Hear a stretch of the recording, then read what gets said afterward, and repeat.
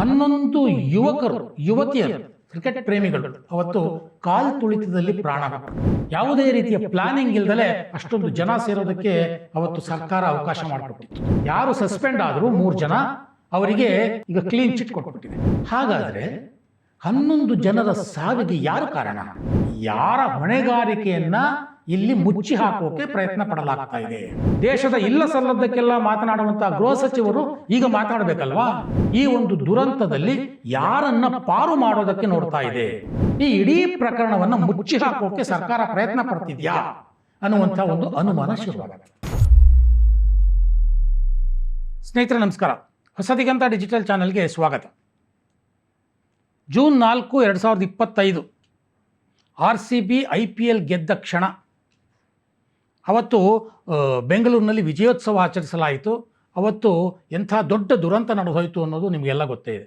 11 ಯುವಕರು ಯುವತಿಯರು ಕ್ರಿಕೆಟ್ ಪ್ರೇಮಿಗಳು ಅವತ್ತು ಕಾಲ್ ತುಳಿತದಲ್ಲಿ ಪ್ರಾಣ ಕೊಟ್ಟರು. ಪೊಲೀಸ್ ವ್ಯವಸ್ಥೆ ಎಷ್ಟೊಂದು ಜಾಳಾಗಿ ಹೋಗಿತ್ತು ಅಂತಂದರೆ ಅವ್ರಿಗೆ ಯಾರಿಗೂ ರಕ್ಷಣೆನೇ ಇರಲಿಲ್ಲ. ಯಾವುದೇ ರೀತಿಯ ಪ್ಲಾನಿಂಗ್ ಇಲ್ಲದಲೇ ಅಷ್ಟೊಂದು ಜನ ಸೇರೋದಕ್ಕೆ ಅವತ್ತು ಸರ್ಕಾರ ಅವಕಾಶ ಮಾಡಿಕೊಟ್ಟಿತ್ತು. ಆದರೆ ನಿನ್ನೆ ಇದಕ್ಕೆ ಸಂಬಂಧಪಟ್ಟ ಹಾಗೆ ಒಂದು ಘಟನೆ ವಿದ್ಯಮಾನ ನಡೆದಿದೆ. ಅದನ್ನು ನೋಡಿದ್ರೆ ಈ ಇಡೀ ಪ್ರಕರಣವನ್ನು ಮುಚ್ಚಿ ಹಾಕೋಕೆ ಸರ್ಕಾರ ಪ್ರಯತ್ನ ಪಡ್ತಿದ್ಯಾ ಅನ್ನುವಂಥ ಒಂದು ಅನುಮಾನ ಶುರುವಾಗುತ್ತೆ. ನಿನ್ನೆ ಏನು ನಡೀತು? ಹಾಗಾದರೆ ಅವತ್ತು ಪ್ರಕರಣ ಆದ ನಂತರದಲ್ಲಿ 3 ಹಿರಿಯ IPS ಅಧಿಕಾರಿಗಳನ್ನು ಸರ್ಕಾರ ಸಸ್ಪೆಂಡ್ ಮಾಡಿತ್ತು. ಆಗಿನ ಬೆಂಗಳೂರು ಕಮಿಷನರ್ B. ದಯಾನಂದ್, ಮತ್ತು IGP ವಿಕಾಸ್ ಕುಮಾರು, ಮತ್ತು ಮತ್ತೊಬ್ಬರು ಶೇಖರ್ ತೆಕ್ಕಣ್ಣವರ್.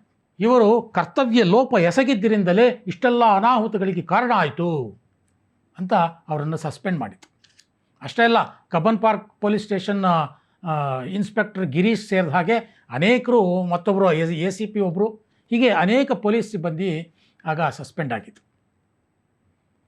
ಆಗ ಒಂದು ಪ್ರಶ್ನೆ ಕೇಳಲಾಗಿತ್ತು. ಎಲ್ಲರೂ, ಇಡೀ ರಾಜ್ಯದ ಜನ ಕೇಳಿದರು, ಏನು ಪೊಲೀಸ್ನವ್ರನ್ನ ನೀವು ಬಲಿಪಶು ಮಾಡ್ತಾ ಇದ್ದೀರಲ್ಲ, ಇದರಲ್ಲಿ ಸರ್ಕಾರದ ಜವಾಬ್ದಾರಿ ಇರಲಿಲ್ವಾ?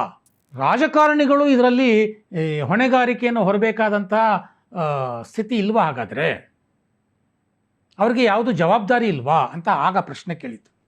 ಈಗಲೂ ಮತ್ತೆ ಅದೇ ಪ್ರಶ್ನೆಯನ್ನು ಎತ್ತಬೇಕಾದಂಥ ಪರಿಸ್ಥಿತಿ ಬಂದಿದೆ. ಯಾಕೆಂದರೆ ಯಾರು ಸಸ್ಪೆಂಡ್ ಆದರೂ 3 ಜನ ಅವರಿಗೆ ಅದೇ ಸರ್ಕಾರ, ಇದೇ ಸಿದ್ದರಾಮಯ್ಯನವರ ಸರ್ಕಾರ ಈಗ ಕ್ಲೀನ್ ಚಿಟ್ ಕೊಟ್ಬಿಟ್ಟಿದೆ. ಇದೇ ಗೃಹ ಇಲಾಖೆಯ ಅಡಿ ನಡೆದಂತಹ ಆಂತರಿಕ ವಿಚಾರಣೆಯಿಂದಾಗಿ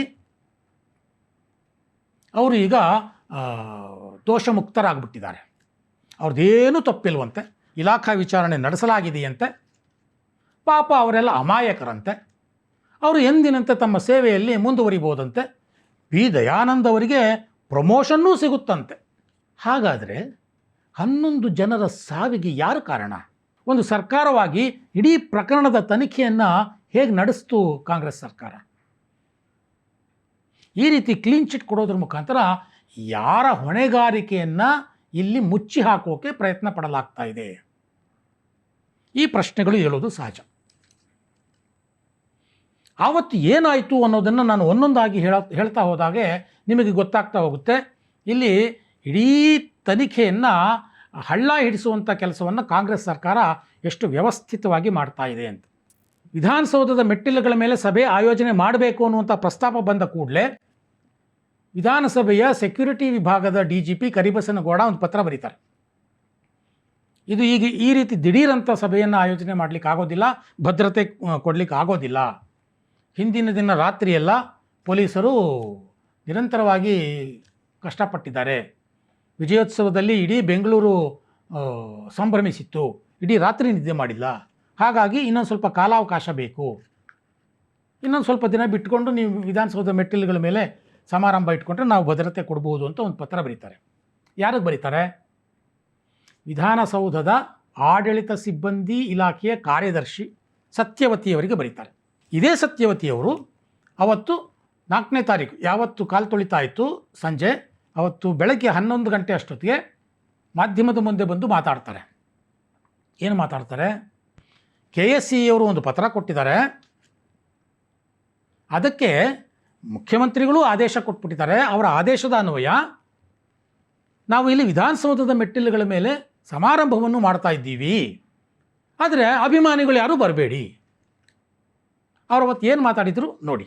ಈ RCBಗೆ ಇವತ್ತು ಒಂದು ಇಲ್ಲಿಂದ ಪ್ರಾರಂಭ, ಅವರ ಏನು ವಿಕ್ಟ್ರಿ ಒಂದು ಮಾರ್ಚ್ ಇದೆ, ಇಲ್ಲಿಂದ ವಿಧಾನಸೌಧದಿಂದ ಪ್ರಾರಂಭ ಆಗ್ತಾ ಇದೆ. ಇದು ಒಂದು ಬಹಳಷ್ಟು ಐಕಾನಿಕ್ ಮತ್ತು ಚಾರಿತ್ರಿಕವಾದ ಒಂದು ಕಟ್ಟಡವಾಗಿರೋದ್ರಿಂದ ಇಲ್ಲಿಂದ ಪ್ರಾರಂಭ ಮಾಡೋದಕ್ಕೆ ಇಚ್ಛೆ ಪಟ್ಟಿದ್ದಾರೆ. KSCA ರೆಪ್ರೆಸೆಂಟೇಟಿವ್ಸ್ ನಮ್ಗೆ ಕೇಳಿದ್ದು, ಈಗ ನಾವು ಅವ್ರಿಗೆ ಮಾನ್ಯ ಮುಖ್ಯಮಂತ್ರಿಗಳ ಆದೇಶದಂತೆ ಪರ್ಮಿಷನ್ನು ಸಹ ಕೊಟ್ಟಿದ್ದೇವೆ.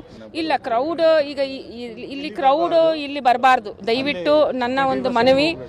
ಇಲ್ಲಿ ಕ್ರೌಡು ದಯವಿಟ್ಟು ನಾನು ಕರ್ನಾಟಕದ ಬೆಂಗಳೂರಿನ ಜನಸಾಮಾನ್ಯರು ಮತ್ತು RCB ಫ್ಯಾನ್ಗಳು ಹೇಳ್ತಾ ಇದ್ದೀನಿ, ಇದು ಕೇವಲ ಸ್ಟಾರ್ಟಿಂಗ್ ಪಾಯಿಂಟ್.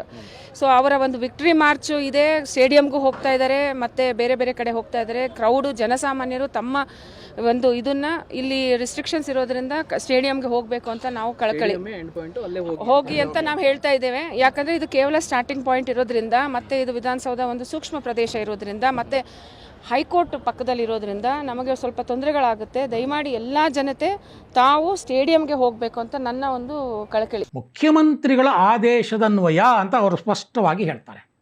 ಅಂದರೆ ಪೊಲೀಸ್ ಇಲಾಖೆ ತನ್ನ ಕೈಲಿ ಭದ್ರತೆ ಕೊಡಲಿಕ್ಕೆ ಆಗೋದಿಲ್ಲ ಅಂತ ಹೇಳಿದ ನಂತರವೂ ಮುಖ್ಯಮಂತ್ರಿಗಳು ಹಾಗಾದರೆ ಆದೇಶ ಕೊಟ್ರಾ? ಇಲ್ಲರಿ ಆಗಲೇಬೇಕು ವಿಧಾನಸೌಧದ ಮೆಟ್ಟಿಲ ಮೇಲೆ ಅಂತ. ಇದು ತನಿಖೆ ಆಗಬೇಕಲ್ವಾ? ಸತ್ಯವತಿಯವರು ಹೇಳಿದ್ದು ಅದನ್ನೇ. ಇದು ಯಾಕೆ ತನಿಖೆಯ ವ್ಯಾಪ್ತಿಗೆ ಬಂದಿಲ್ಲ? ಇದ್ದಕ್ಕಿದ್ದ ಹಾಗೆ ದಯಾನಂದ್ ಅವರ ಮೇಲೆ ಮುಖ್ಯಮಂತ್ರಿಗಳು ಆಗ ಗೂಬೆ ಕೂರಿಸಿದರು. ಅವರು ಸಾವಿನ ವಿಚಾರವನ್ನು ನನಗೆ ಲೇಟಾಗಿ ಹೇಳಿಬಿಟ್ರು ಅಂತ. ಅರೆ, ಇದು ಆಗಲ್ಲ ಕಾರ್ಯಕ್ರಮ ಮಾಡಲಿಕ್ಕೆ ಅಂತ ಪತ್ರ ಬರೆದ ನಂತರವೂ ಕಾರ್ಯಕ್ರಮ ಮಾಡಿದ್ದು ತಪ್ಪೋ, ಕಾರ್ಯಕ್ರಮದಲ್ಲಿ ಅನಾಹುತ ಆಯಿತು ಅನ್ನೋದನ್ನು ಲೇಟಾಗಿ ಹೇಳಿದ್ದು ತಪ್ಪೋ? ನೋಡಿ ಸರ್ಕಾರ ಯಾವ ರೀತಿ ಬೇಜವಾಬ್ದಾರಿಯಿಂದ ಆವಾಗ ನಡ್ಕೊಂಡಿತ್ತು ಅಂತ.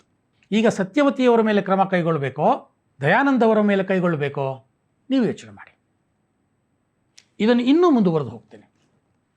ಇಷ್ಟೆಲ್ಲ ದೊಡ್ಡ ದುರಂತ ಆಯ್ತಲ್ವಾ? ಆಗಿನ ಗೃಹ ಸಚಿವರು ಪರಮೇಶ್ವರ್ ಅವರು ಏನು ಮಾಡ್ತಿದ್ರು ಸ್ವಾಮಿಯಾಗ? ಇಷ್ಟೆಲ್ಲ ಸಿದ್ಧತೆಗಳಾಗಬೇಕು, ಇಷ್ಟೆಲ್ಲ ಪತ್ರ ವ್ಯವಹಾರಗಳು ನಡೆದಿವೆ.